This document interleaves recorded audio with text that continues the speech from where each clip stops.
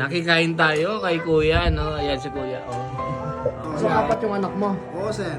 Tricycle driver ka? Driver. Okay. Nakakaraos naman araw-araw? Okay, sir. Sino nagluto niyan? Mrs. ko, sir. Ginataan tulingan na itong pinakain nila.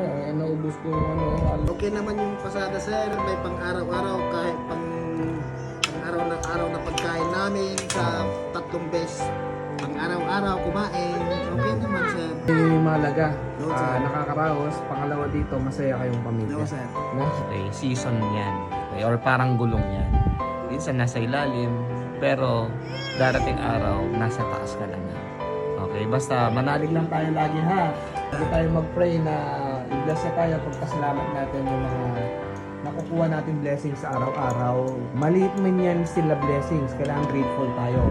Araw-araw, ipagpasalamat natin yung mga nakukuha natin, natatanggap natin